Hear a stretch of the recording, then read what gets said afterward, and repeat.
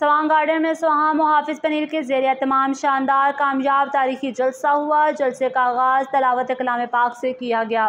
कारी तैयब का कहना था, मेरे मुअज़्ज़ज़ सामीन, आप लोगों की वजह से आज अंसर गोदर स्टेज पर बैठा है।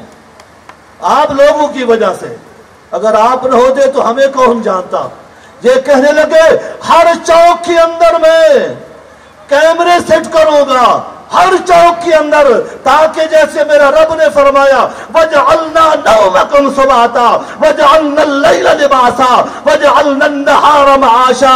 अपनी मखलूक को रब सही फरमाता है, ओ मेरे बंदे, रात बनाई मैंने तुम्हारे आराम के लिए, दिन बनाया तुम्हारे कारोबार के लिए। कहने लगे मैं चाहता हूं रात मीठी नींद स्वां गार्डन के सो जाए, ताकि कोई चोर चुवक्का उनके घरों में दाखिल न हो सके। और चौधरी अरशद का कहना था, कोई एक ग्रुप भी ऐसा आपको नजर आता है? कोई एक ग्रुप भी नजर आता है जो एक रोड भी बना सके, एक ईंट भी लगा सके? हाथ खड़ा करे कोई एक भी बंदा नजर आता है? तो ये अंसर गोंदल का ही कमाल है कि सोसाइटी में फंड है या नहीं है, लोगों को रिलीफ देना है, काम करना है। जो डिलीवर नहीं कर सकता उसको वोट नहीं देनी, बेशक वो भाई आपका क्यों नहीं है खड़ा।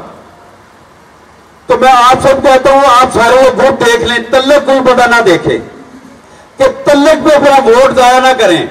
वोट उस बंदे को दें जो आपके सोसाइटी में काम कर सके, आपको भी फायदा हो, आपका प्लाट करोड़ का हो, 2 करोड़ का हो।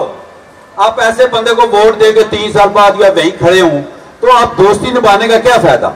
वो तो लूट मार करके चला जाएगा, वो 3 साल इक़्तिदार करके चला जाएगा, मगर आप दोस्तों को क्या फायदा है? इस मौका पर स्वां मुहाफिज पनीर के सदर रजा सलीम गोंदल ने कहा कि रहने वाले बंदों के लिए 2-3 बड़े मसले होते हैं। पानी का मसला होता है, उसके लिए हमने पूरी कोशिश करके उसको हल किया। सिक्योरिटी के मसले को हल किया। अल्हम्दुलिल्लाह इन मसाइल पे काबू पा लिया गया था। मगर 2018 में एक इलेक्शन चोरी किया गया, हमारे हकूक पर डाका मारा गया, हमें जानबूझ के फायर आउट किया गया और वो नायल टोला मुसल्लत हुआ। उसने फिर स्वां गार्डन को फिर मिसाइल में घेर दिया। स्वां गार्डन का जो मसले हल हो चुके थे उनको दोबारा बना लिया। वो इसलिए मसले बने कि हर साल आबादी बढ़ती है, 300 से 400 नए घर बनते हैं। 3 सालों में 1000-1200 नया घर बन गया। उनके लिए पानी की जरूरत थी, उनके लिए बिजली की जरूरत थी, मगर इन नहलों ने उसमें कोई इजाफा नहीं किया। उसकी वजह से फिर मसले बन गए। आज हम दोबारा इलेक्शन में आए हैं और इस अज़म के साथ आए हैं कि अंसर भाई का विजन, अंसर भाई की जो सोच है, इस स्वां गार्डन को एक मिसाली सोसाइटी बनाने के लिए उन्होंने ये जो टीम तश्कील दी है, बड़ी सोच समझ के दी है। इस मौका पर जनरल सेक्रेटरी मोहम्मद रमजान लगारी ने कहा कि मेरे दोस्तों, मुझे पता है वो मसाइल जिनके अंदर मैं, आप, हमारी माएं, हमारी बहनें मुब्तला हैं। पानी का अजाब, बिजली का अजाब, सिक्योरिटी का अजाब, ये जितनी भी अज़ियतें हैं, हम सब बखूबी इससे वाकिफ हैं। मेरे दोस्तों, मैं उन नालायकों पे, उन नाअहलों पे कुछ बात करना चाहता हूं। तुमने मेरी चलती हुई सोसाइटी को, मेरे वो खिलते हुए गार्डन को उजाड़ खानों में बदल दिया। तुमने एक कठपुतली का किरदार अदा किया।